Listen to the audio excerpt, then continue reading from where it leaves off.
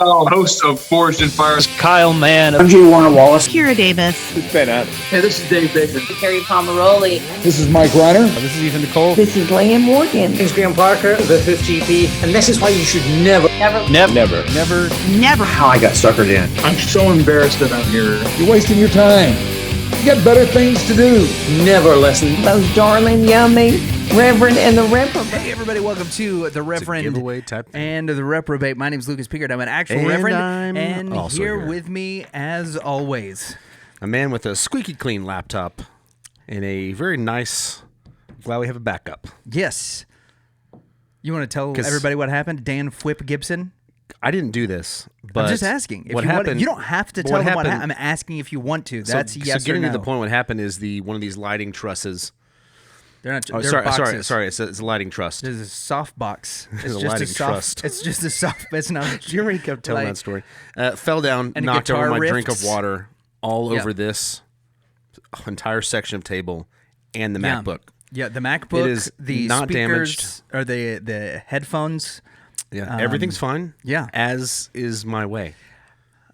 In the words of the note that was taped to Compy 386, everything is fine, nothing is ruined. All right, so what's going on today? Hey, how did your surgery go? Yeah, so because we need to do a update on that. The last episode that aired, we talked a little bit about how I was going back under the knife. So far, so good. So for those who don't know, in January of 2022, I met with a breast surgeon in January.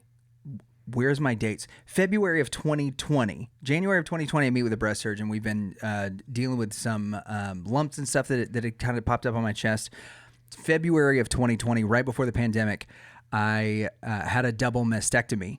And then January of 22, I start to feel something about the size of a pea that's kind of popping up back on the left side. But at the time, and we've talked a little bit about this. We talked about this with Nunez, or Nunez, however you say his name. By the time it gets to his ears, he's got no idea anyway. It's a Sasquatch of a human being. So Nunes.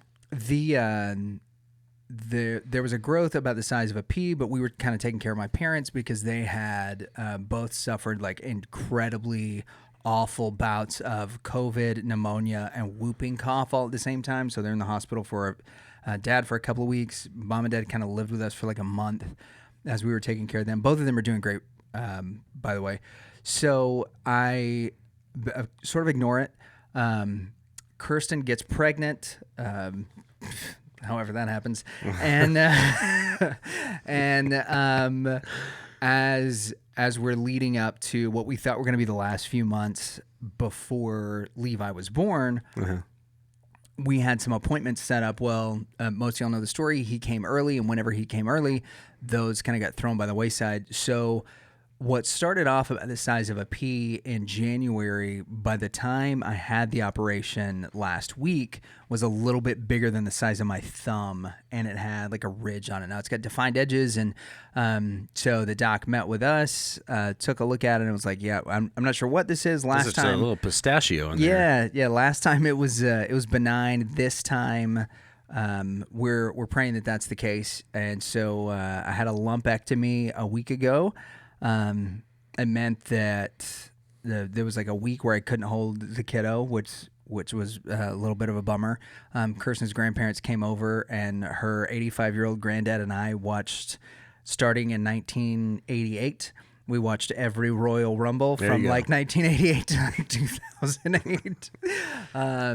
So is a Royal Rumble, is it like the premier match, or is it the whole show? You know, it's like a 3-hour event. It's like, it's like the premiere match. So it's like, so you didn't watch originally. We didn't watch like all 4 hours. 3 hour. Yeah. Okay. No. Okay. We watched the hour that was the Royal Rumble. You watched the climax. Yes, and there was one called The Greatest Royal Rumble, where they didn't have 30 guys that went into the ring overtime. There were 50 of them.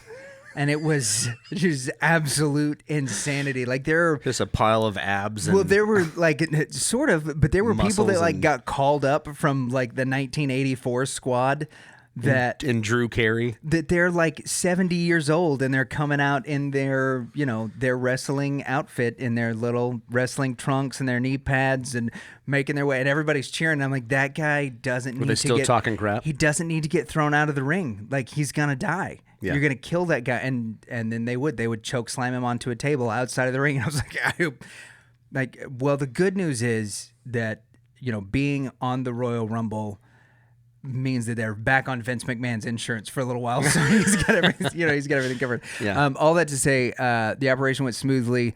We'll hopefully have test results by the end of the month, and I'm on the road to recovery, which is a weird thing because I can't play right now because I can't pick up the bass and hold it because of where it is.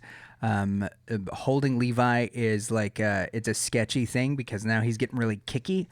And so, I was holding him, and he was starting to kick, so I switched him to the other direction, and he got hungry, and just went, and, when he's hungry, he'll, latch onto my collarbone, and it's aggressive, man. He'll get the bottom jaw, and then it's like he's been watching Shark Week, and he just hammers down. And so most of the time, he hits my clavicle. There was one time where he got pretty close to the chest, and I was like, "Hey, babe!" And then I'm, holding the kid out like I've never, it's the first time I've encountered a baby. And of course, he's really upset. She's like, "What's the matter?" It's like he almost ripped me wide open. So, your turn again. But good news is, should be released and everything this week, and back on the mend. And Lord willing, there's nothing to worry about here, and we'll be good to go. And then I'll go back to being scared of you giving me a hug.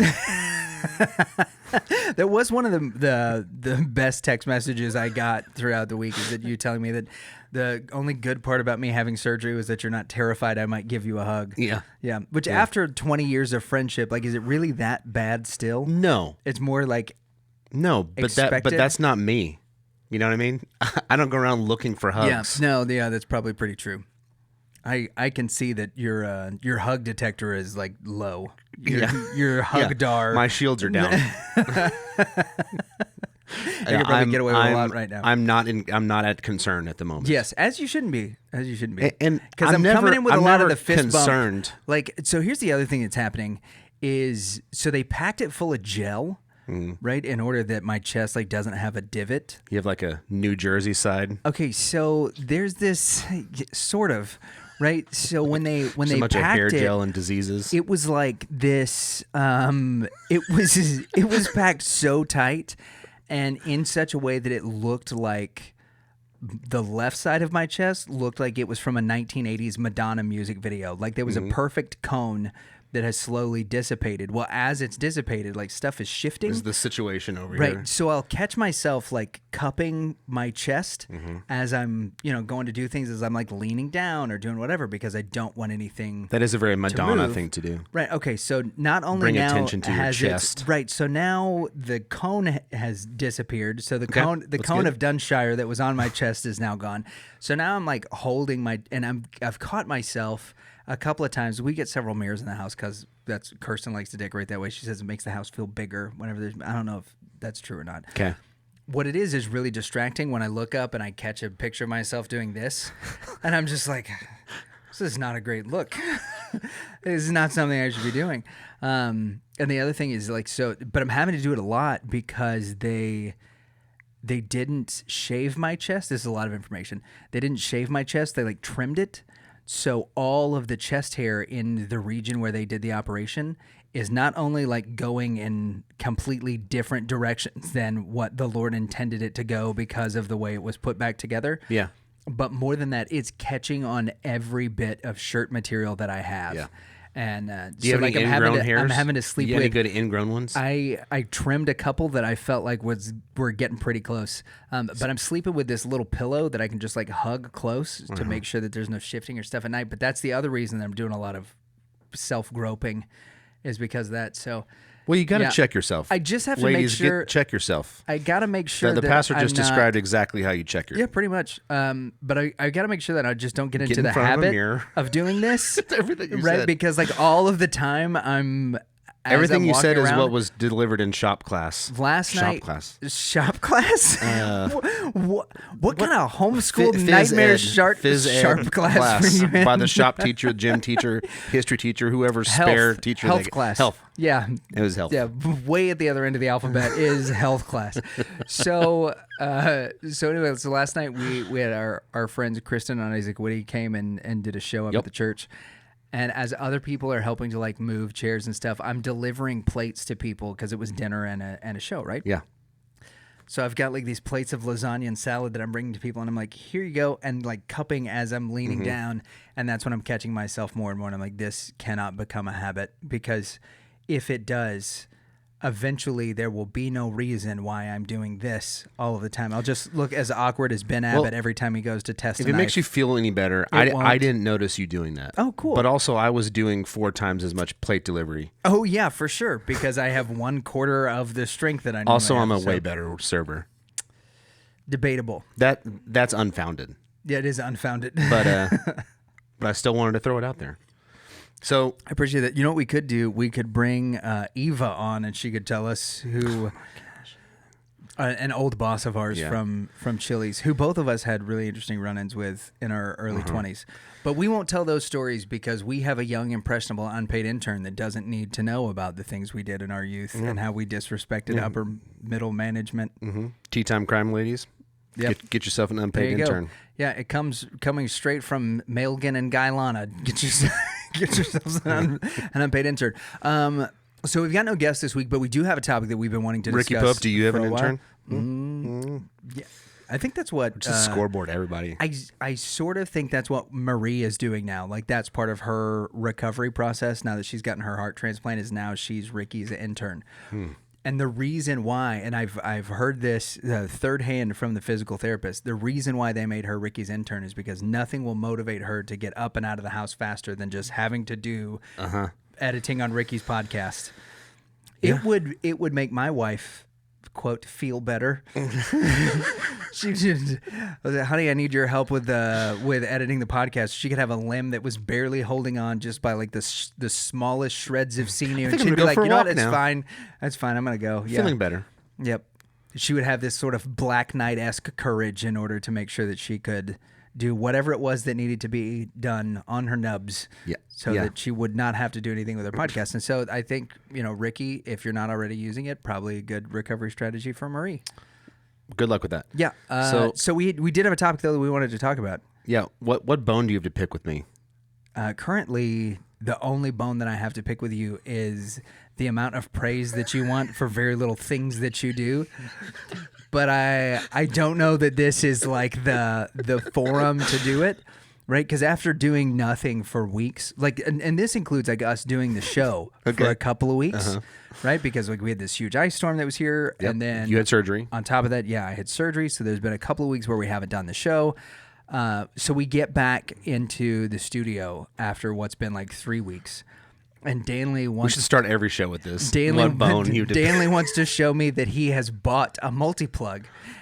And so he bought the multi-plug, right? Yeah. You unboxed the multi-plug, and then you threw it on the ground.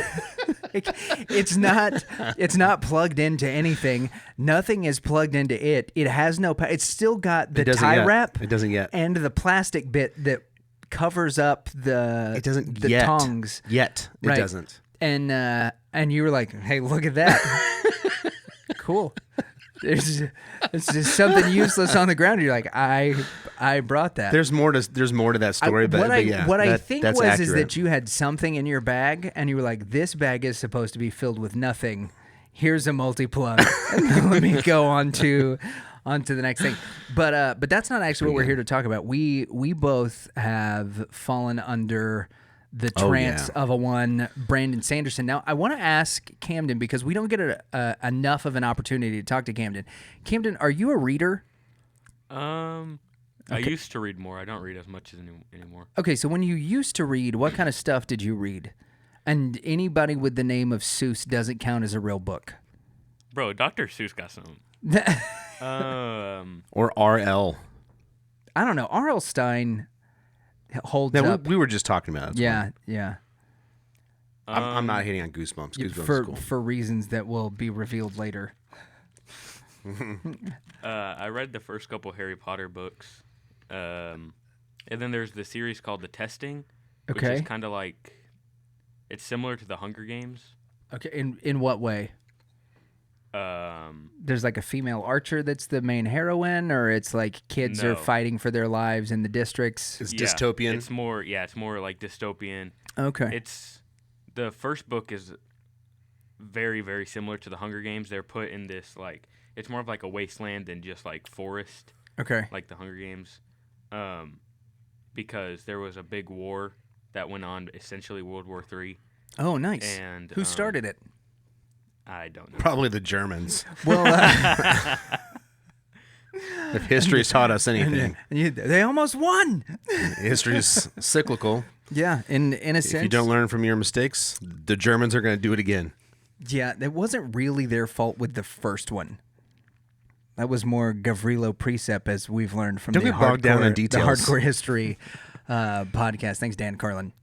So that is interesting. There's a lot of books that have that theme of there's dystopian a bunch of children that they take and the children fight. They make the children fight. They're not really children. They're okay. Well, it's perspective, Camden. Gosh, whatever, dude. Perspective. They're older than. They're still only like. Are they your age? Are they your age? College age Children.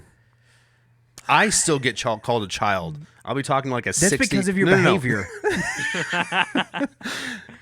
Maybe. Okay. But also, I'll complain about, my back is hurting. If I say it around like a 70-year-old, they'll go, you're just a pup. Yeah, you're just a young whippersnapper. But here's the thing. I am half your age. But when that happens, right, like they've been dealing with it for 37 years. We are 37. This is when it starts. Mm-hmm. We're at the beginning of our complaint cycle. Stinks. Yeah. Like sciatica has set in. Mm-hmm. It's begun. Yes, I probably should have listened to more people in my youth that said, don't sit on your wallet. Yeah. And don't store every receipt that you have in your wallet to make it look thicker. I stopped going to doctors because they all just told me to lose weight and it would make it better. Yeah, but where's the medicine? Where's the thing that I just take one pill and it's done? I need something. Yeah, that's not how life works. I need something twice a day to make this better. Yeah. Less food, more walking. So the testing, it's college age kids and they basically fight each other and whoever wins is their district gets more bread? Like what happens? No, they don't have to fight technically. It's more. What do they do? Like trials of academia if they don't want to fight? Yeah, with options for fighting. Yeah. You want multiple choice of the fight. It's highly encouraged. Math or spears. It's highly encouraged that they fight, but I agree. They don't technically have to. Okay, so what's the other option? Just sit there and not get fight and get killed? The main thing that they're trying to do is like get to the other side of the area where once they like get there they win because they're trying to. So it's like part Hunger Games, part Red Rover. They're trying to get into. It's like the Goblet of Fire. They're trying to get into college. That's what this. That's what college admission. Well, and that's only the first stage of it. I gotta tell you, if the last few years have taught us anything, it's just the natural progression. Just going to college is not worth it, let alone having to fight somebody. No, but also it's the natural progression. Right now, we are fascinated with football, but in 500 years, I think football is going to just go to the extreme. Depending on how society goes, so they're going to lose the ball and just fight. But that's what we did like 2,000 years ago. Yeah. Like football is a much more tamed down version. I think it goes the opposite way. I think instead of it being football, that what it is it's just going to be 22 guys lined up 11 versus 11, and they're just going to Red Rover. They're just going to play rock paper scissors, and the people at home are just going to be like, "Whoa, here it goes!" You know? And they're still going to yell at refs. Yeah, and that's it. And the refs are going to be like, "Nope, you didn't go on shoot." You went on 3, so... What are you, dumb? Are you blind? Yeah, I think that's what's going to happen. Okay, Brandon Sanderson, back on track. So, Camden, the reason we're asking if you're a reader, we've become obsessed with these books. Now, I found out about these books from my buddy David Lee. And I was reading the Thrawn books at the time, which way back at the beginning of the podcast were part of my here's some stuff that I like. Our Brack named segment that we did early on in the show. That Thrawn was part of that series. So while I was reading the Thrawn books, David borrowed one of my Thrawn books and he gave me this book called The Way of Kings. Now, The Way of Kings is like 1,600 pages. And it's been sitting on my shelf now for probably 4 or 5 years because I've been too intimidated to read the book. Because even in, so there was this year where I read like 55 books in the year. That one was just standing on the shelf, and it was so daunting to me. That is going to take forever. You're going to lose your stats. I'm going to lose exactly. Like I'm not going to get the XP at the end. At the end of the your year. books completed per week is right. But plummet. Like I also I'm looking at it. And I'm like, there's no way I can justify spending that much time. Now that said, I would read 1,600 pages worth of other books that I will tell you now, I didn't enjoy nearly as much as this one. So I started this as an audiobook. So to be clear, Brandon Sanderson's the author, the Stormlight Archive. The Stormlight Archive, yeah. And so this first book is called The Way of Kings. So it finally on... we both use library apps on our library. That's what app. I want to talk about. Is this library app? We'll get to that. So on our library app, one of the things that our public library here in Lake Dallas offers on Cloud Library is that you can get the audiobooks. And so I saw that this book had come up on an audiobook, and it was 44 hours, and I thought to myself, no, it isn't. I listened to everything at 1.8 speed. This is going to be You're insane for that, by the way. Like 27 hours. I can totally do this. I do like 1.15, and I could go a little faster, but I enjoy the speed. I actually don't think 1.15 is sped up. It is. Like I think that's a trick. It technically is. No, I think it's just an option, but I don't think they did it. So only 1.8 counts? At what point does it count? Because I think that they do it for 1.5. Give me a number. But there's also, at what point does the number count? Okay, so here's the thing. Does it actually speed up? So at 1.5, I can tell the difference between regular speed and 1.5. I can tell the difference between 1 and 1.5. No, you can't. Yeah, I can. No, you can't. And then there's another gap. There's like 1.5 to 1.6. You're just justifying that doesn't feel like there's any change. You're justifying ludicrous 1.5 speed. to 1.8. No, because I know some people that listen to it at like 2, and that's way too fast. Yeah. But I will say, so I listened to the Tea Time Crimes podcast, which comes out on Tuesday. My secretary and I are in the office at the same time. We both listened to the podcast. She was like, hey, there's a new episode. Why don't you pull it up on your computer? We can listen to it together. Well, I'm at like 1.8 speed, or I think 1.75 is what it is on the Apple Podcast. And she rightfully had she a was problem like, with what it. are you doing? Yeah. Like this, how do you listen to this? And so we turned it back down to 1. And as much as I love Megan and Alana, they sounded so drunk to me, just talking at regular speed. I was like, this is terrible. And so 1.8, you're crazy, but I listened to it at 1.8. The book is absolutely incredible. The storyline's great. The world building is unbelievable. So I started to tell you about it, and you're like, no, I can't buy books. No, I asked. Yeah, yeah, that's essentially what happened. And I asked, I think probably 10 times what the name of the book was over the course of a few months. Yeah. Then I kept remembering you telling me about it. And I went, this sounds cool. Yeah. What's the name of that book again? You go Stormlight. Yeah, The Way of Kings, Stormlight Archive.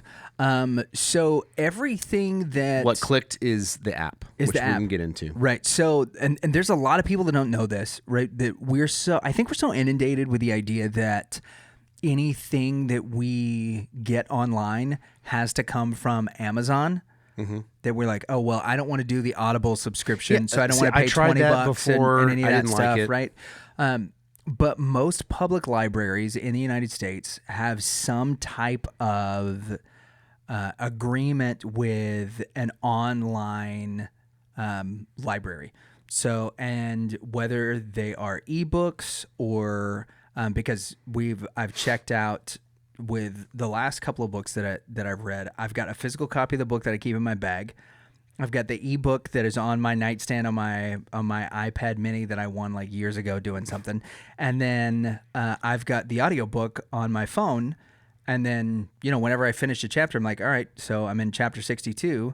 That's just what I go to and wherever I'm reading it. Right. So there's all these different options. Well, a lot of people don't know is that your public library, which a lot of us have free access to if we live in the city or if we live close to another city that has one, it's like $10 I or actually $20 pulled a up month. Libby's the name of the app. I pulled up the Libby app that and you I use, searched just kind of different cities. I was curious. Yeah. I think I got a library card in Houston because if you're in Texas, you get a library Houston card. Yeah, you can have a So yeah, library they're card. all over. Yeah, and so there's apps like Libby, Hoopla, Cloud Library is one, and all of them are phenomenal. So you get ebooks, you get and Libby, audiobooks, and with Libby, I don't know all about that the other stuff. ones, but you get the option to read it in Kindle, which I prefer. Yeah. So I'll get the, like you're saying, the ebook. I'll bring it over, put it in my Kindle account, and I'll just read it in Kindle. Yeah, and I'll switch to the audiobook when I'm in the truck, and it's kind of changed my life. And it's phenomenal, and it's free, right? And so like those are the things that I've read more books in the past 4 months than I have in the past 6 years. Yeah, just because of the library app. Yep. So it's one of those things that like I think so many of us have forgotten about the public libraries, and they are something that really does unlock knowledge. Whether that is, for those of us who are looking to learn something, that there's all kinds of books about learning stuff. There's self-improvement books, but there's also books that are specific on like all that other stuff. But like I'm into fun books. Well, here's the thing though. So like this past week for me is I'm like in recovery, right? I can't do anything. I can't help with Levi, so that's devastating. But I'm also like I'm sapped of if I go do something, like going outside to feed the chickens. They're like, you can go do that if you just need something to do, and it's like a scoop and I throw it out there and woo. But it was something I could do, and even that like 5 minutes that it took me to do that, like I came back and my body was really fatigued. Look, you need to celebrate the small things, like bringing up a power supply. If you add some value, if you scoop some food for the chickens, you throw it out there, you should give yourself a pat on the back. You deserve it. Well, I can't right now because it. it could potentially tear up the glue that's holding together my left side. So Gotcha. But all that to say that like so physically I was exhausted really quick, but like mentally like my mind is still going in my way that it does, and so I wasn't able to really get rest. I needed something to do. Well, the Cosmere, which is this world that Brandon Sanderson has created, has become this just wonderful escape into something new. So I don't want to give away like too much of the books, but also like spoiler alert. Well, if you haven't read them, there's going to inevitably if you haven't read them, please read them. Yeah, there's going to inevitably be things that we talk about now that will maybe give away some small things in it. But I really think with the new books that are coming out, that we should, anytime a new Stormlight book comes out, that we should just get after it, and we should do because we're at the same spot now. Yeah. Right. That after we finish this last book, that we should do it. So we're 3 books give in. us like the high level of I've been working on this because it's tough to do. There's a and like lot I don't of know how I information. pitched it to you originally, where you were like, "Oh, that sounds cool." Because as I was saying it, I was know like, "This how you sounds pitched dumb." it to me. I know. Yes, I have the same thing I've told my parents, I've told my brother, I've told a couple of my other friends, Right. And I've recommended they read it. Sure. So I think the best way to high level it is it's another planet which is already starting in a pretty nerdy place. It's this fantasy world called Roshar. Yeah. There are desolations that come through and wipe out humanity. Essentially, they have to keep restarting. So the god of this universe created or tagged in certain humans to be heralds to train the next generation of humans once they'd gotten wiped out. And these heralds are awesome. They have these suits of armor. They have these swords that appear out of midair. Yep. They have certain powers that come along with it. And they're all powered by light. Yeah. Yeah. There are Sprin. There are little fairies. If you know, That's the best way to describe I tend them. to think of Navi from Zelda. Yeah. That follows them around. That is attracted to different things. Like there's, if you're angry, then anger Spren come up from the ground, and they each kind of have their own thing that I know I said high level it. Now I'm getting into the weeds. Getting into the weeds about it. But like they each kind of have their own appearance, which is what makes the book sort of interesting. Is like that when you start a fire, they're a fire Spren, and then when the wind blows, there's a certain wind Spren. But when you get angry, there are anger Spren, and the anger Spren, when they pop up, they're red, and they pop up like little boils, and they burst and look like bursting blood boils. But it's very wild. Yeah, There's battles that you get dropped into where people are fighting over these suits of armor that these heralds had and these knights that they've trained. That these suits of armor, that the best way I can describe it, there's a suit of armor and then there's a sword that appears out of thin air. It's not exactly, but the best way I can describe it is it's medieval times, but there's an Iron Man suit and a lightsaber. Yeah, pretty much. Like they're that impactful in battle. Yeah. And you get dropped into these battles where they're using them, and it's awesome. It's a lot of fun. But one of the things I think that's so interesting about it is early on in the book, like in the prologue to the very first book, the heralds that you're talking about abandon their duty. Yeah. And you don't know, like you have no idea why.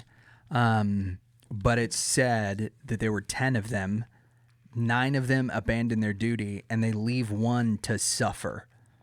And you have no idea what that really means until like halfway through the 3rd book, which hundreds means, of thousands of words later. like, oh my gosh, you're like quite literally, you're like on the verge of like 4,000 words into this series before something back in the prologue clicks and you're like, oh my gosh, this is the guy that got left and this is what's happening, which is really just a testament to how well thought out everything is. Yeah. I'm going to, before I make this definitive statement, Sure, I think this is probably my favorite book. Your book or book series? You think the first one book series. Okay, book series. yeah. But the first one really got me because there's some hard parts. There's some. Oh yeah. You see the characters. He does a great job with character development and world building. And It's really really good. Kaladin is one of the characters. His character development. His character development arc is absolutely unbelievable. For a guy who like starts off as a kid in like a lower middle class suburb, basically, of these kingdoms. And ends up going to war and then being sold into slavery, and then now ends up in like this weird place where he's sort of in the honor guard. One of the other things that's really weird about it is that the ethnicities in the book are split up in a really weird way, right? Is that people there's a social hierarchy. Yeah, but it's based on eye color. Right, but it has nothing to do with like skin tone or like regional ethnicity. It has everything to do with eye color, but your eye color can change. And they're or called. At least there's legends about it changing. Well, yeah. I mean, we don't want to give away too much. Your eye color can change. Right, Yeah. And these blades that Danley's talking about, the lightsabers, are called shard blades. And people trade kingdoms for them. Yeah, and the reason is because not only can they like completely Next time I tell someone change about the this book, I'm trajectory just of going to say, battle. go look at this episode and fast forward to this part, and then there it is. Yeah, so I feel good about that so explanation. There's a lot more. They can completely change the way that a person is able to conquer a kingdom just with like one of these people because they're nearly invincible. And the thing is if you get cut with one of these shard blades, like instead of if I cut Danley's arm off, like there's no hope of reattaching it. No, the arm stays there. What the shard blade does is it detaches the arm from your soul. Mm-hmm. And the description of what it does is so crazy. Because like it leaves no real mark whenever it goes through somebody, but like if you were to shatter or cut through somebody's heart, it burns their eyes out because it detaches their heart from their soul and they can't function anymore. It's really really really bizarre the way that everything is described, but the experience is so immersive for the reader that I think that's one of the. So Kaladin, it's fantastic. Kaladin's your favorite character right now, yeah? Yeah. Yep. So there's a bunch. There's a bunch that I initially didn't like, and then came to like as the character arc went. But Shallan, one of the main female characters, she's in the first book in particular. She's really hard to put your finger on whether or not you love her or you hate her. And then by the 3rd book, so the main books in this series are Way of Kings, followed by Rhythm of War, Oathbringer, and then the 4th one. Or no, sorry, Words of Radiance. Yeah, Oathbringer. Rhythm of War is the 4th book, and that's the one both of us. Words of Radiance. Yeah, so we both kind of stopped there at Rhythm of War, because like we said, and so all of these things, the currency, the blades, the armor, they're all powered by Stormlight. But you can run out of it, and that was one of the things that Danley and I were talking. We're like, we're actually afraid to run out of Stormlight. Like, we don't want to, and he's only... He's writing the 5th book, and if I read the 4th one, I'm going to run out. Yeah, and on top of that... He's only 100,000 words into it. I'm exhausted. Yeah, because from these 3 books. Oh, man, it's crazy. From these 3 books and the novellas. And okay, so have you read pieces. the novellas? No, I've started Edge Dancer. Okay, you've started Edge, which is Lift and her friend Wendell. Yeah. Who Lift is like this... She's been a 10-year-old for 3 years, and she's part of this like super powerful group. She has a specific little fairy that gives her powers to basically like slick anything to where automatically she's just like ice skating on the ground. But you see all of this through the eyes of a 13-year-old. Mm-hmm. So she's not calling anybody by their real name. She's making up dumb nicknames for everybody. She's you. Well, and also she's a street urchin. Yeah, right? she's you. Yeah.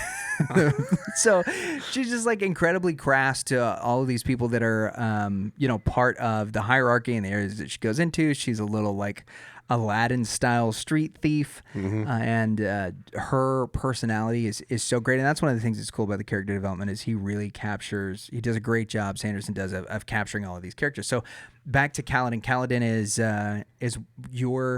he's sort my of, favorite. yeah, but he's sort of the guy that you're seeing everything through, right? Like when you look at... He's the Batman. Yeah, when you look at the description the of the books, it talks about Kaladin more than it does anybody else. So Kaladin is your main character, and you kind of see how everybody else is affected by him. In fact, every time it jumped to another character, I was oh, come on. Yeah. Gotta follow Shallan for another 6 hours. pages. Yeah, right.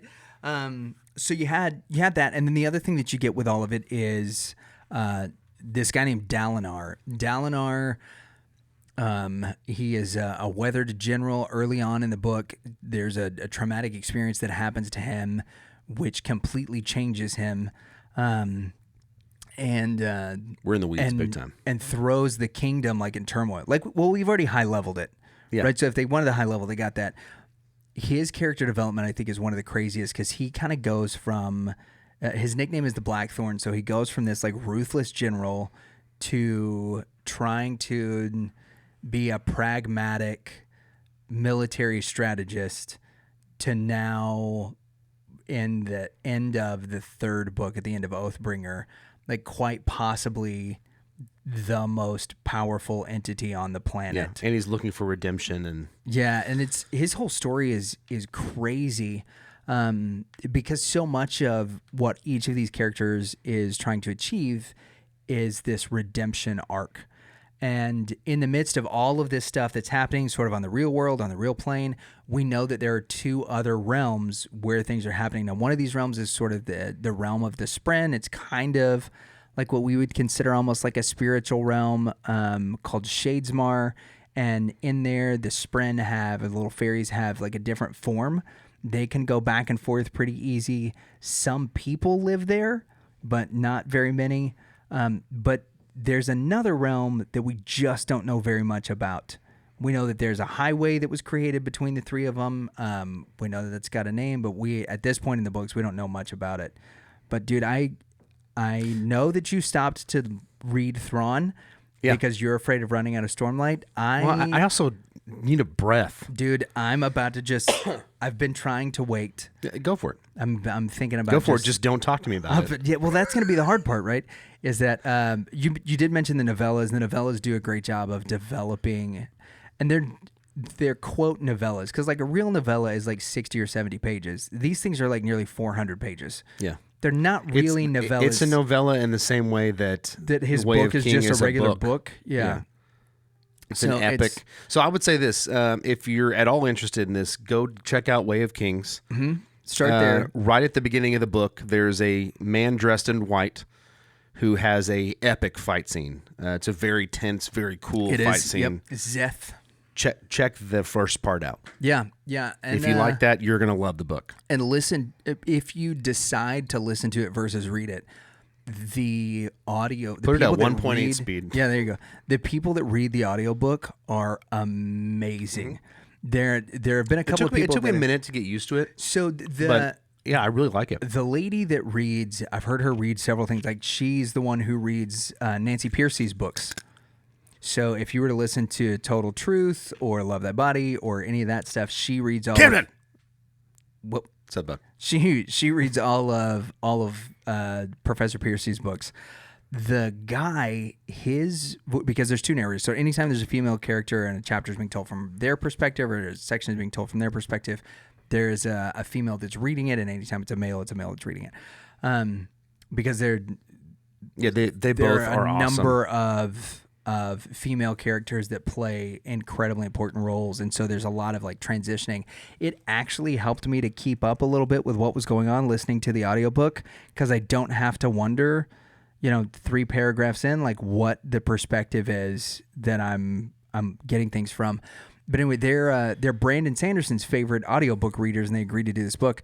Well, the guy, his voice takes a little bit of Kate Reading, and Kate Reading, Michael yep. Kramer. Yeah, so Michael Kramer's voice takes a little bit of getting used to with just his narration, but when he slips into the characters, his voices for the They're both characters fantastic. are amazing. Yeah, so Yeah. highly recommend the audiobooks because it's a daunting book. I was really surprised by the amount of people that have read these already. Yeah. I told you at work, I made a joke. I was in a meeting. I made a joke that everyone was going, "Oh, what'd you do this last weekend?" And I said, "Oh, I had a hot girl weekend that I was cuddled up on a couch with a blanket and a glass of wine and a good book." Yeah. And I thought that would get a big laugh, and I mean they chuckled. But then one of them asked, "What are you reading?"